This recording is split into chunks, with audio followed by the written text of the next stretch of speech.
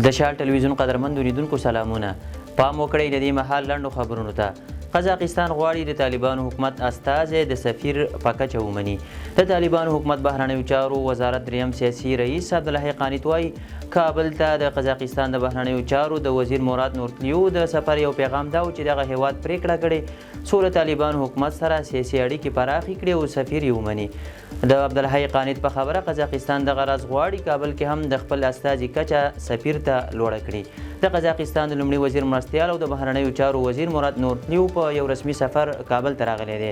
هغه وایي په نړیوال سټیج د افغانستان څخه خپل ملاتړ ته دوام ورکوي او مختلفو برخو کې د افغانستان او قزاقستان ترمنځ د ګډو همکاریو او نږدې کار کولو لپاره اوس مهال ښه زمینه برابره شوې ده. پاکستان افغانستان کې د سرطاني ناروغیو د درملنې روغتون جوړولو اعلان وکړ. اسلام آباد کې د افغانستان سفارت په یو خبرپاڼه کې ویلي دغه هیواد کې د طالبانو حکومت سفیر سردار شکیب احمد د خیبر پښتونخوا له اعلی وزیر علي امین ګنډاپور سره لیدلي دي. د اعلامیې له مخې دغه لیدنه کې ګنډاپور ویلي افغانستان کې د سرطاني ناروغیو روغتون جوړوي او دغه راز د کرنې په برخه کې هم همکاري کوي. خبرپاڼه کې راغلي دواړو اړخونو د دوه اړخیزو اړیکو پر پیاوړتیا، ترانزیت، افغان کډوالو ته د تګ راتګ د اسانتیاو برابرولو او نور موضوعاتو خبرې کړي دي. د اعلامیې له مخې دواړو اړخونو ټینګار وکړ چې پاکستان او افغانستان اوږدې کرښې، مشترکې ژبې، قومي، قبایلي او مذهبي اړیکو پر بنسټ اړیکې لري چې باید د سولې، ورورګولۍ او دوه اړخیز درناوي له لارې نورې هم پیاوړې شي. د افغانستان او قزاقستان ترمنځ د پروازونو د پیل په اړه غونډه ترسره شوه. د ټرانسپورټ وزارت د واټ ټرانسپورټ معین مولا عبدالسلام هیدري د قزاقستان د ټرانسپورټ وزارت مرستیال کالیا ماکسات سره کتلي دي. د ټرانسپورټ وزارت خبر ورکړی دی کتنه کې دواړو اړخونو د ټرانسپورتي اړیکو د دواړو هیوادونو ترمنځ د نړیوال واټ ټرانسپورټ لیږ رالېږ هوکړې او د کابل او استانې ترمنځ د مستقیمو پروازونو پر پیل خبرې کړي دي. مولا عبدالسلام هیدري ویلي چې له قزاقستان سره ټرانسپورتي اړیکې له سیمې او نړۍ سره د همکاریو پیاوړتیا په اړه د افغانستان د ستراتیژۍ مهمه برخه ده او په وینا یې چې د دې هوکړو عملي کول به د دواړو هیوادونو او سیمې سره په سوداګریزو او ترانزیتي راکړه ورکړه کې د پام وړ بدلون رامنځته کړي. مولوي محمد اسحاق صاحبزاده د اوسپنې پټلۍ نړیوالې ټولنې کنګره کې ګډون وکړ. د ټولګټو وزارت د اوسپنیزې کرښې مرستیال مولوي محمد اسحاق صاحبزاده چین ته د سفر په ترڅ کې د اوسپنې پټلۍ د نړیوالې ټولنې یا UIC په 12مه کنګره کې ګډون وکړ. په دې غونډه کې ګډونوالو په نړیواله کچه د اوسپنې پټلۍ د وروستیو انکشافاتو، پرمختګونو، ظرفیت لوړونې او عصري ټکنالوژۍ کارونې په تړاو مفصل بحثونه او نظرونه تبادله کړي دي.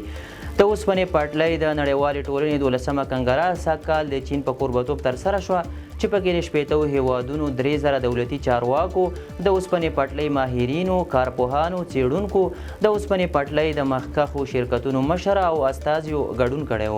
د یادونې وړ ده چې افغانستان په 2013 کال کې د اوسپنې پټلۍ د نړیوالې اتحادیې غړیتوب ترلاسه کړ. عزیزي د قرغیزستان امریکایي پوهنتون کې د افغان محصلینو بورسونه بیرته تمویل کړل. د عزیزي بنسټ مشر او افغان پانګوال میرویس عزیزي د قرغیزستان امریکایي پوهنتون کې د افغان محصلینو بورسونه بیرته تمویل کړل. دغه 15 محصلین چې بېشک کې د مرکزي اسیا امریکایي پوهنتون کې زده کړې کولې د امریکا مالي مرستو بندېدو له امله له بېلابېلو ستونزو سره مخ وو. د عزیزي ګروپ رئیس میرویس عزیزي په یو بیان کې ویلي چې د ستونزو تر معلومېدو وروسته یې د مرکزي اسیا امریکایي پوهنتون له رهبرۍ سره د 500,000 امریکایي ډالرو تفاهم لیک لاسلیک کړی دی. د انجونو په ګډون دغه 15 محصلین په یاد پوهنتون کې د لیسانس او ماسټرۍ په کچه په بېلابېلو برخو کې زده کړې کوي. تیرو 19 ورځو کې له ایران څخه 515,000 کډوال راستانه شوي دي. د کډوالو ستونزو ته د رسېدنې عالي کمیسیون وایي چې تیرو 19 ورځو کې له ایران څخه 515,000 او 309 افغان کډوال هیواد ته راستانه شوي دي. د یاد کمیسیون په وینا په یاده موده کې 212,000 په اجباري او 293,000 په خپله خوښه راستانه شوي دي. کابل کې د ایران سفارت په یو خبرپاڼې کې ویلي دي چې له دغه هیواد څخه به د افغان کډوالو باعزته ستنولو ته ډیر پام وکړي. خبرپاڼې د سفیر علي رضا بیګدیري له قوله لیکلي له ایران به د افغان کډوالو ستنول په تدریجي او باعزته ډول جریان ولري او دوی به دې مسئلې ته ډیره پاملرنه وکړي. د طالبانو حکومت هم له ایران څخه غوښتي چې د کډوالو ستنېدل باید په تدریجي او باعزته توګه ترسره شي. روسیې ویلي چې د شمالي کوریا پوځیان ورسره د اوکراین پر وړاندې اوږه په اوږه جګړه کوي. د روسیې بهرنیو چارو وزیر سرګی لاوروف شمالي کوریا ته د سفر پر مهال ویلي کوریایي ځواکونه د روسیې ځواکونو ترڅنګ د اوکراین جګړه کې برخه لري او له اوکرایني نازیانو د کورسک ولایت آزادولو ته نږدې شوي دي. تر دې وړاندې د شمالي کوریا پارلمان د اطلاعاتو کمیټې غړی پارک سین وون دغه هیواد د ملي استخباراتو د ادارې په حواله ویلي و چې د اوکراین پر ضد د روسیې په جګړه کې نږدې 9000 سرتیري برخه لري. له بلې خوا د اوکراین ولسمشر ولادیمیر زیلینسکي له دې مخکې ویلي چې په دې جګړه کې د شمالي کوریا مخ په زیاتېدونکي رول د ټولو هیوادونو لپاره ګواښ دی. امریکا د خپل بهرنیو چارو وزارت د 1400 کارکوونکو ګوښه کولو پریکړه کړې. د رویټرز خبري اژانس ته راپور له مخې د امریکا د ولسمشر ډونالډ ټرمپ ادارې په بهرنیو چارو وزارت کې څه باندې 1400 کارکوونکو د ګوښه کولو پریکړه کړې ده. د راپور پر بنسټ په ګوښه کیدونکو کسانو کې 1001 د ټولنیزو خدمتونو او 246 نور په متحده ایالاتو کې د بهرنیو خدمتونو کارکوونکي دي. د راپور له مخې دا کار د وزارت د بشري منابعو د کمښت د پراخ پلان یوه برخه ده چې موخه یې د لګښتونو کنټرول، د غیر ضروري بستونو له منځه وړل او د مؤثره تشکیلاتي جوړښت رامنځته کول بلل شوي دي. یا د پریکړې د اداري اصولو، انساني حقونو او سیاسي موخو له پلوه امریکا کې پراخ غبرګونونه راپارولي دي. جرمني د طالبانو له حکومت سره د تورنو افغانانو د بیرته ستنولو پر سر هوکړې ته چمتووالی ښودلی.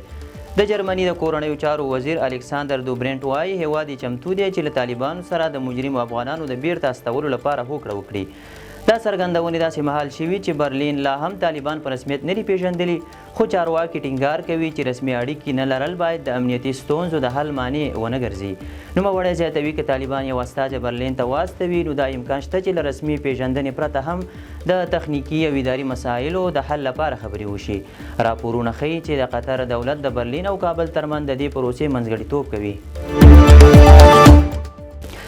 نایجیریا په افریقا کې د امریکا غیر قانوني کډوالو د منلو غوښتنه رد کړه. د نایجیریا د بهرنیو چارو وزیر یوسف توګیل ویلي چې امریکا د نایجیریا په ګډون افریقایي هیوادونو باندې ستر فشار راوړی او له دغو هیوادونو څخه یې غوښتنه کړې چې د امریکا لخوا ایستل شوي غیر قانوني کډوال ومني. توګیل د نایجیریا خبري رسنیو ته ویلي چې نایجیریا نشي کولی داسې فشار ته تسلیم شي ځکه که دغه هیواد دا ډول غوښتنه ومني ښایي بېثباتي رامنځته شي. هغه زیاته کړه چې نایجیریا له امریکا سره ډیپلوماتیکو اړیکو ته ژمن دی. د خبرو اترو له لارې د دوه اړخیزو اختلافاتو حل کول هم ورته ډیر مهم دي.